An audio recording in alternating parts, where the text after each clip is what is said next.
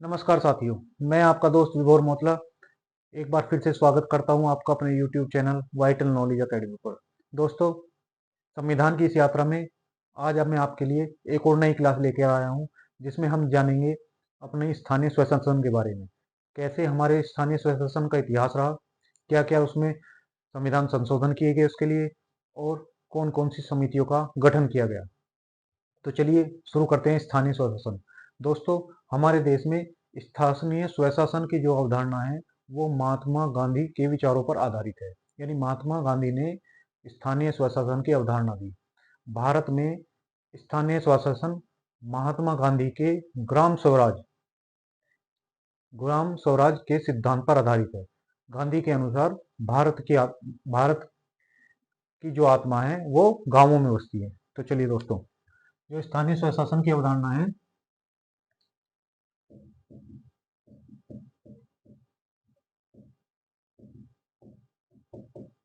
स्वशासन की अवधारणा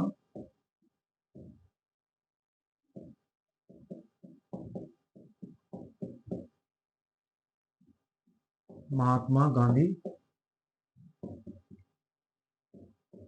जी के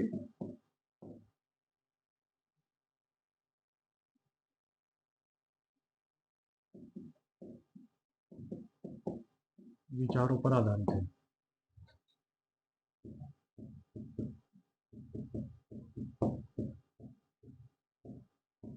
ठीक है दोस्तों, तो हमारे देश में स्थानीय स्वशासन की शुरुआत आजादी से पहले ही हो चुकी थी।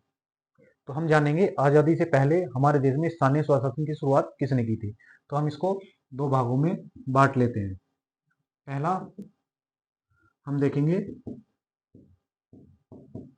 आजादी से पहले, और दूसरी तरफ हम देखेंगे आजादी के बाद। तो दोस्तों, आजादी से पहले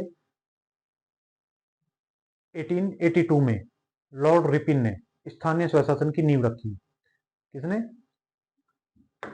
1882 में किसने? लॉर्ड रिपिन ने स्थानीय स्वशासन की नींव रखी। इसलिए रिपिन क्या हुए? स्थानीय स्वशासन के जनक को स्थानीय स्वशासन का जनक कहा जाता है। ठीक है दोस्तों, जैसा कि आपने इतिहास में पढ़ा होगा कि 1882 में लॉर्ड रिपिन ने स्थानीय स्वशासन की शुरुआत की। इसलिए लॉर्ड रिपिन को क्या कहा जाता है? स्थानीय स्वशासन का जनक कहा जाता है। अब संविधान, आजादी के बाद हमारा संविधान बना। तो संविधान के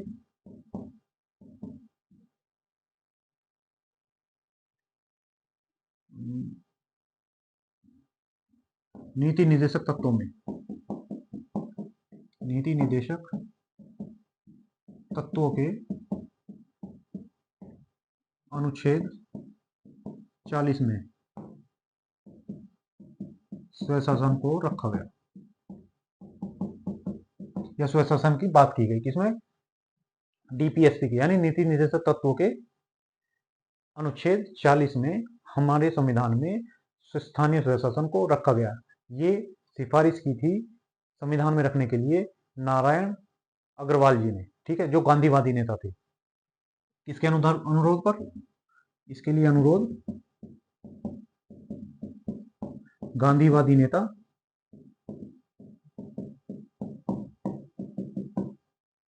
राम नारायण अग्रवाल ने किया।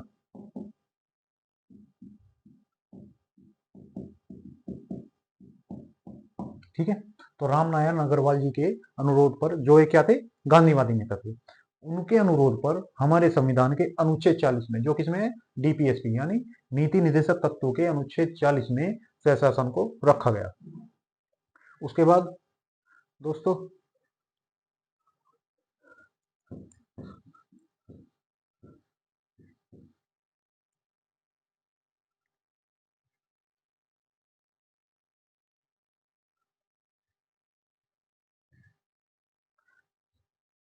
उसके बाद 2 अक्टूबर 1952 को, आजादी के संविधान लागू होने के बाद 2 अक्टूबर 1952 इस तारीख को उत्तर प्रदेश के इटावा से के एम मुंशी की सिफारिश पर, को कहां से, यूपी के इटावा से, सिफारिश किसने की, के एम मुंशी, संविधान सभा के सदस्य है जैसा कि हम जानते हैं। के एम मुंशी ने क्या की, सिफारिश की, और इटावा से सामुदायिक विकास कार्यक्रम की शुरुआत हुई। इनकी सिफारिश पे क्या हुआ, 2 अक्टूबर को सामुदायिक विकास कार्यक्रम शुरू किया गया। ठीक है, मतलब स्थानीय स्तर पर विकास कार्यक्रम था, एक सामुदायिक विकास कार्यक्रम। लेकिन ये क्या क्या क्या हुआ इसका, ये असफल रहा, असफल रहा। इसका कारण क्या था कि जनता की भागीदारी ना होना। ठीक है, भागीदारी न होना, ठीक, जनता की भागीदारी इसमें नहीं हो पाई तो इसलिए असफल हो गया। तो 2 अक्टूबर 1952 को संविधान लागू होने के बाद सबसे पहले हमने स्थानीय स्वशासन को बढ़ावा देने के लिए क्या किया, एक सामुदायिक विकास कार्यक्रम किया। कहां से शुरू किया, उत्तर प्रदेश के इटावा से। इसके लिए सिफारिश किसने की थी, के एम मुंशी जी ने। के एम मुंशी जी की सिफारिश पर 2 अक्टूबर 1952 को हमने क्या किया, एक सामुदायिक विकास कार्यक्रम किया, जिससे निचले स्तर पर, हमारे गांवों के स्तर पर उसका विकास किया जा सके। लेकिन उस समय क्या था, शिक्षक की भी कमी थी, अभी नए नए आजाद हुए थे, तो ये कार्यक्रम में जनता की भागीदारी नहीं हो पाई, और जब जनता की भागीदारी नहीं हो पाएगी तो ये फेल कर गया। 1953 में, 1953 में, उसके बाद क्या हुआ कि 1953 में राष्ट्रीय विस्तार योजना भी सामूहिक विकास कार्यक्रम असफल रहा, और उसके बाद हमने इसकी असफलता के कारणों की जांच के लिए क्या, इसकी असफलता की कारणों की जांच के लिए क्या किया, एक समिति बनाई।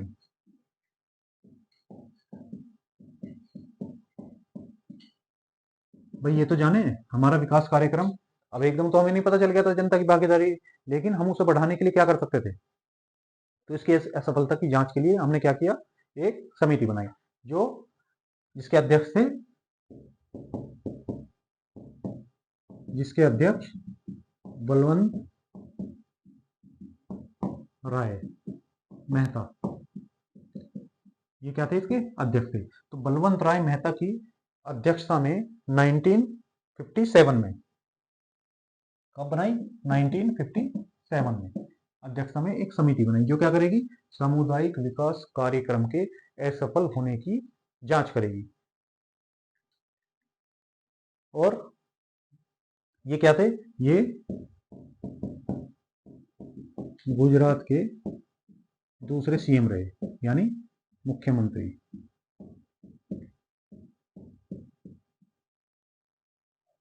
ठीक, अब इनकी सिफारिश आई कब, 24 नवंबर 1957 को ही इनकी समिति ने अपनी सिफारिश दी। रिपोर्ट आई 24 नवंबर 1957 को। ठीक है, तो हमने क्या किया, सामुदायिक विकास कार्यक्रम के असफल होने पर उसकी जांच के लिए एक समिति बनाई, जिसके अध्यक्ष थे गुजरात के दूसरे मुख्यमंत्री बलवंत राय मेहता। 1957 में ये समिति बनी। इसने अपनी रिपोर्ट कब दी, 24 नवंबर 1957 को। अब इनकी सिफारिश देखते हैं, इन्होंने क्या क्या सिफारिश दी स्थानीय स्वशासन के लिए। अगर हम इनकी सिफारिशों की बात करें,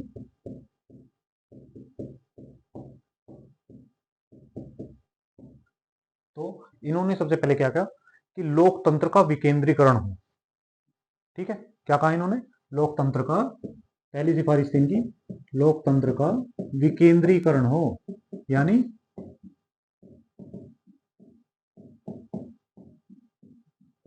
फैलाव हो, जैसे यहाँ पे हो गया केंद्र। अब केंद्रीय सबको, केंद्रीय सब पे नियंत्रण करेगा तो विकेंद्रीकरण नहीं हो पाएगा। क्या? इसके लिए सत्ता को बांटना पड़ेगा। तो जैसे यहां से सत्ता किसके पास आई? राज्यों के पास। ये हो गए राज्य, यहाँ पे राज्य, यहाँ पे राज्य, तो ऐसे 28 राज्य हैं वर्तमान में। उसके नीचे राज्य में क्या, ग्राम स्तर पर उनके पास भी सत्ता है। तो इसलिए क्या कहा गया कि इसका विकेंद्रीकरण को, यानी निचले स्तर पर भी कुछ शक्तियां दी जाएं जिसका उपयोग आम जनता कर सके। इसका उद्देश्य क्या था कि जिससे आम जनता की भागीदारी किसमें बढ़े, लोकतंत्र में बढ़े। ठीक है, इसलिए लोकतांत्रिक विकेंद्रीकरण का जनक किसे कहा जाता है? इसलिए लोकतांत्रिक विकेंद्रीकरण का जनक बलवंत राय को कहा जाता है।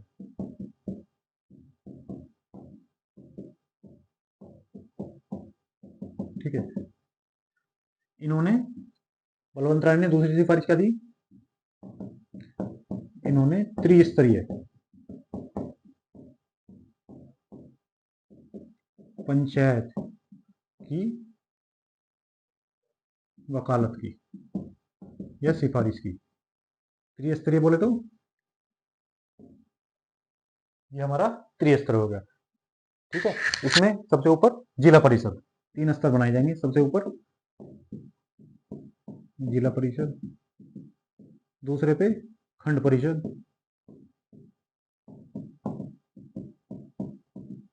और नीचे ग्राम पंचायत।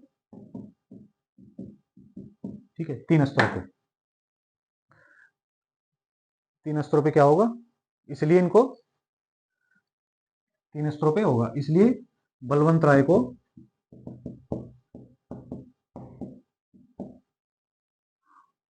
भारत पंचायत व्यवस्था का शिल्पकार कहा जाता है।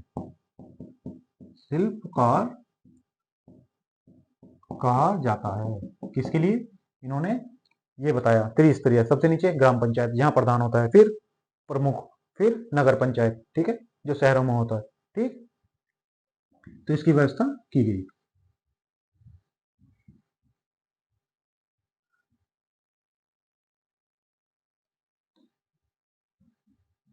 इसके बाद जो इनकी सिफारिश थी उनको राष्ट्रीय विकास परिषद के सामने रखा गया, और राष्ट्रीय विकास परिषद ने क्या कहा कि इनकी सिफारिशों को लागू करना चाहिए।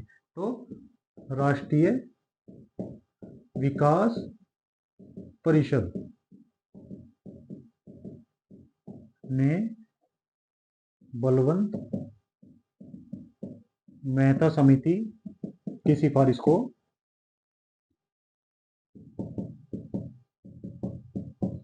लागू करने की बात की।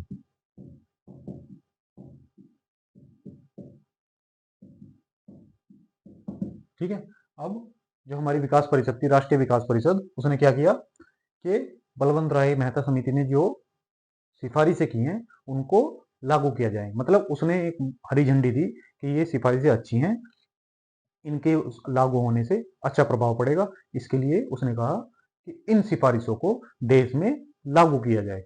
तो उसके बाद 2 अक्टूबर 1959 ये तारीख थी, इसमें कहा, राजस्थान में। सबसे पहले राजस्थान के नागौर, राजस्थान के नागौर से, नागौर जिले के बागदरी गांव में, जिले के बागदरी,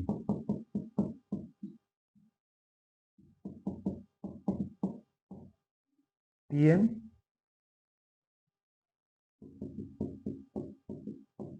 द्वारा इसकी शुरुआत की गई, जवाहरलाल नेहरू द्वारा इसकी शुरुआत की गई, इसकी ग्राम पंचायत की। ठीक है, तो ग्राम पंचायत की जो शुरुआत हुई हमारे देश में वो कब हुई?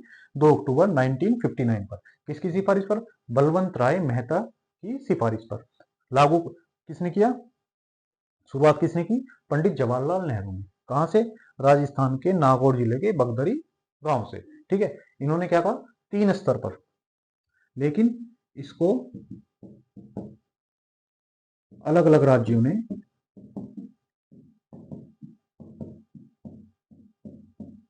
अपने अपने राज्य में अपने अनुसार लागू किया। अब क्या था? मतलब हर राज्य को छूट थी कि वो इसे कितने भी स्तर पर लागू कर सकता है। जैसे अगर हम राजस्थान में लागू हुआ तो राजस्थान में देखें तो 2 स्तरीय, राजस्थान ने कितना? 2 स्तरीय किया। तमिलनाडु ने 3 स्तरीय किया, तमिलनाडु ने 3 स्तरीय पंचायत। वेस्ट बंगाल जैसे था तो उसने 4 स्तरीय।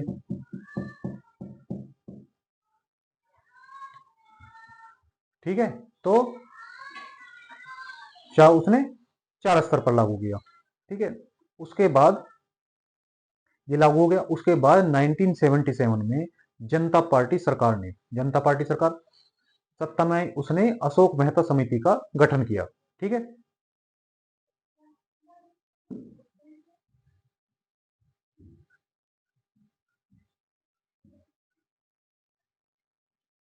उसके बाद 1977 में 1977 में मोरारजी देसाई की सरकार थी, हम सब जानते हैं। 1977 में मोरारजी देसाई क्या थे? की सरकार ने, मोरारजी देसाई सरकार ने क्या किया? अशोक मेहता समिति का गठन किया। अशोक मेहता समिति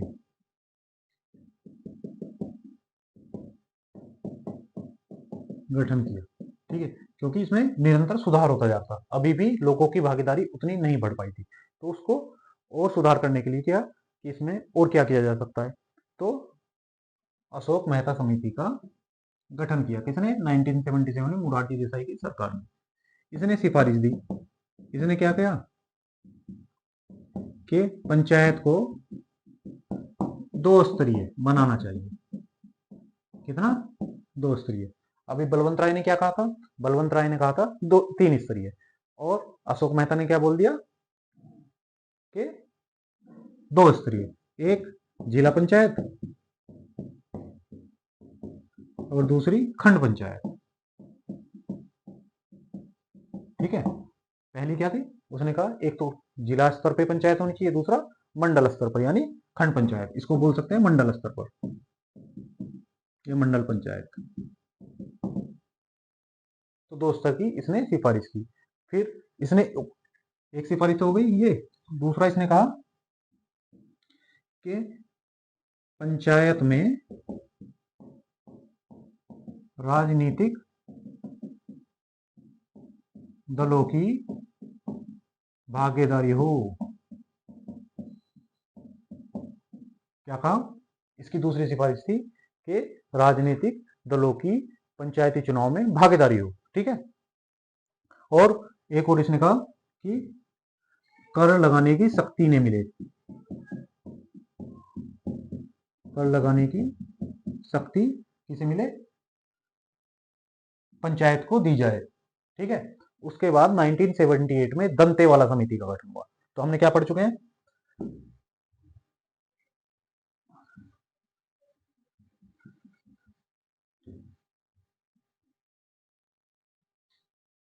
1978 में दंतेवाला समिति। तो हमने देखा 1957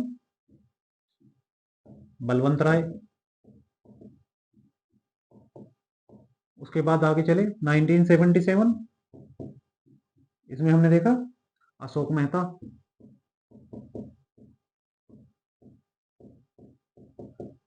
उसके बाद हम देखते हैं 1978 में, अगले साल ही दंतेवाला समिति, क्योंकि अशोक मेहता जो थी उनकी सिफारिश को स्वीकार नहीं किया गया, जो अशोक मेहता थी इनकी सिफारिश को स्वीकार नहीं किया गया। तो फिर 1978 में अगले साल दंतेवाला समिति का गठन किया गया। ठीक है, अभी भी हम उस स्तर पर नहीं पहुंचे थे कि पंचायत को पूरी तरह से लागू कर सकें और लोगों की भागीदारी को उसमें बढ़ा सकें। तो दंतेवाड़ा समिति का गठन किया गया।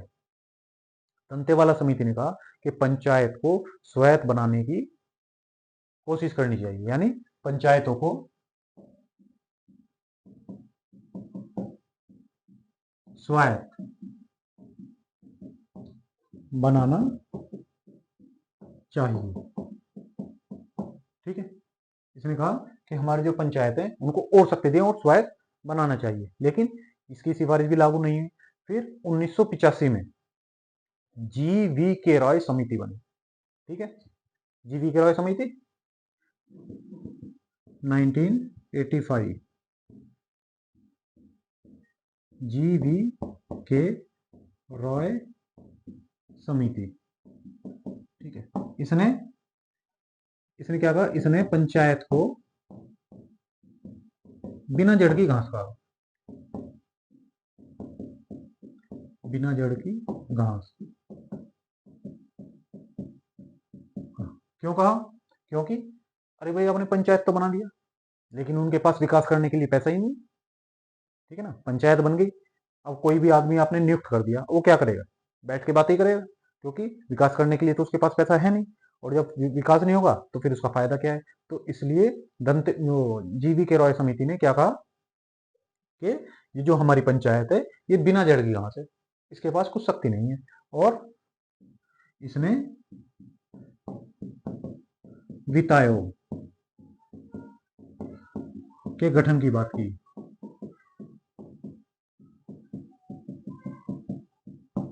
क्या कहा कि वित्त आयोग का गठन किया जाना चाहिए, जिससे इनके पास क्या हो कि पैसा जाए, और पैसा जाएगा तो ये लोग विकास कर पाएंगे। लेकिन इसकी सिफारिश को भी ज्यादा नहीं माना गया। उसके बाद अगले ही साल 1986 में एल.एम. सिंघवी समिति बनी। क्या? 1986 एल.एम. सिंघवी समिति। अब सिंघवी जी ने कहा कि भाई जो हमारी पंचायतें हैं इनको संवैधानिक दर्जा दिया जाना चाहिए। ठीक है, इसने क्या कहा कि पंचायतों को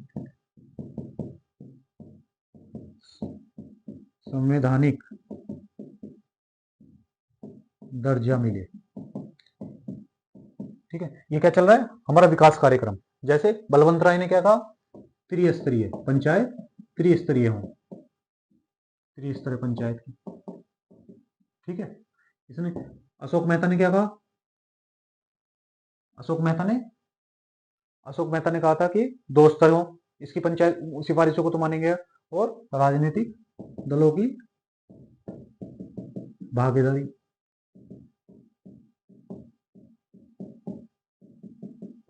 भागीदारी हो। उसके बाद दंतेवाड़ा ने कहा कि पंचायतों को स्वायत्त निकाय बनाना जाना चाहिए। 1985 में जी.वी. के रॉय समिति बनी। उसने कहा कि वित्त आयोग का गठन हो, इनको पैसा दिया जाए। उसके बाद 86 में सिंघवी जी ने कहा कि पंचायतों को संवैधानिक दर्जा मिले।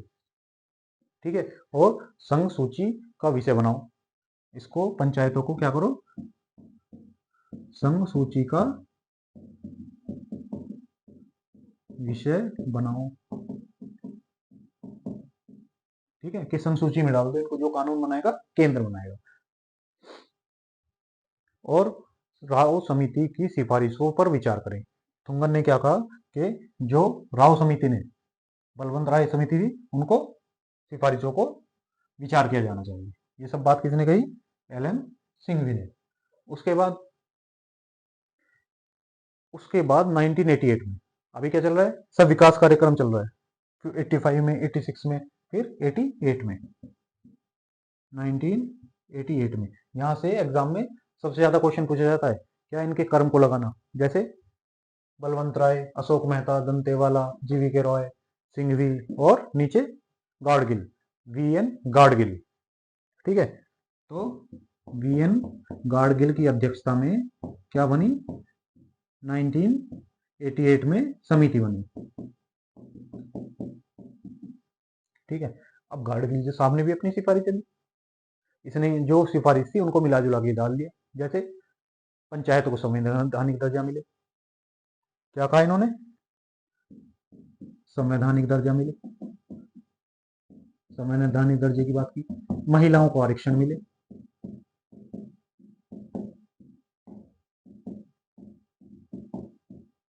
इन्होंने कहा कि हमारी आधी आबादी जो महिलाएं हैं, अगर उनका ही प्रतिनिधित्व ग्राम पंचायत में नहीं रहेगा तो हमारी आधी आबादी तो भागीदारी से दूर रह जाएगी। तो महिलाओं की आरक्षण की बात किसने की, गाडगिल समिति ने की। दूसरा इन्होंने कहा कि जो हमारा निर्वाचन आयोग है उसका भी गठन होना चाहिए, किस स्तर पर, राज्य स्तर पर। तो राज्य निर्वाचन बने, निर्वाचन आयोग जो केंद्र स्तर पर क्या है, एमएलए, एमपी, राष्ट्रपति, उपराष्ट्रपति के चुनाव कौन कराता है, जो हमारा राष्ट्रीय स्तर पर है। और ग्राम पंचायत स्तर के चुनाव कौन बनाता है, कराता है, जो राज्य निर्वाचन आयोग है। फिर इन्होंने कहा कि राज्य वित्त आयोग बने, क्या कहा, राज्य वित्त आयोग बने।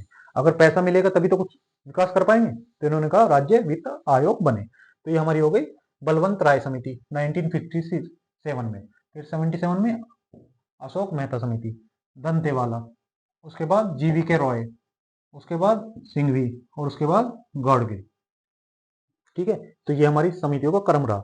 अब इसे देख के हम कोई ट्रिक भी बना सकते हैं, बर्ड ड्रग्स, ऐसे कुछ ट्रिक बना सकते हैं। ठीक है, अब यहां से समितियों का कार्यक्रम समाप्त हुआ। अब आगे देखते हैं हमारी सरकार ने क्या किया इसके लिए, कौन कौन से संविधान संशोधन लेके आए, क्या क्या किया।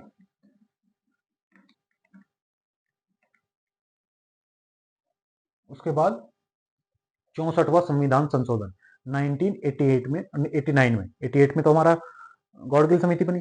फिर 64वां संविधान संशोधन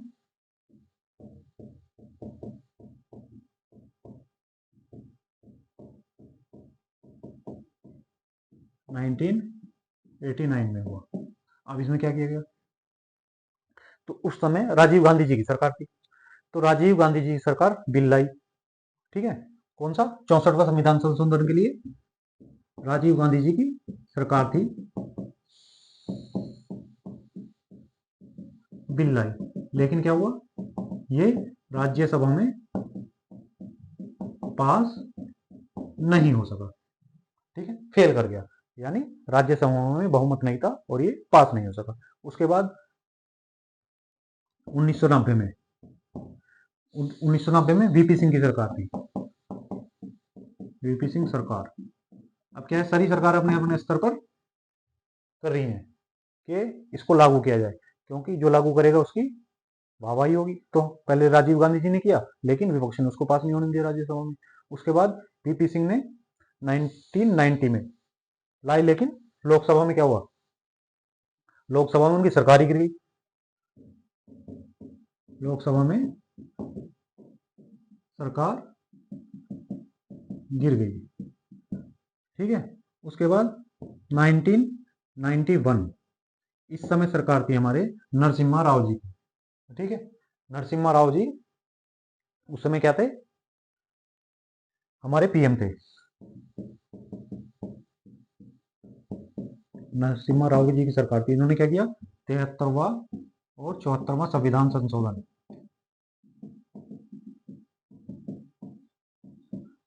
द्वारा संवैधानिक दर्जा दिया।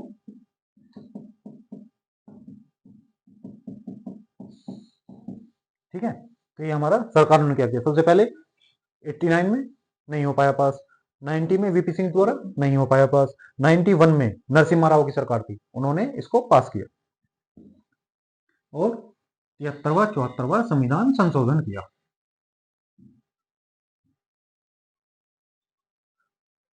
उसके बाद क्या हुआ, 73वां संविधान संशोधन हो गया, कब हुआ, तो 73वां और 74वां संविधान संशोधन 1992 में। 73वां किसके लिए था, ये था ग्राम पंचायत के लिए। 74वां था हमारा नगर पंचायत। ठीक है, 73वां संविधान संशोधन हमारा ग्राम पंचायत के लिए था और 74वां नगर पंचायत के लिए था। और ये 24 अप्रैल 1993 को लागू हुआ। कब लागू हुआ? 1993 को। और ये लागू कहां पे हुआ? एमपी में। ठीक है, तो पंचायती राज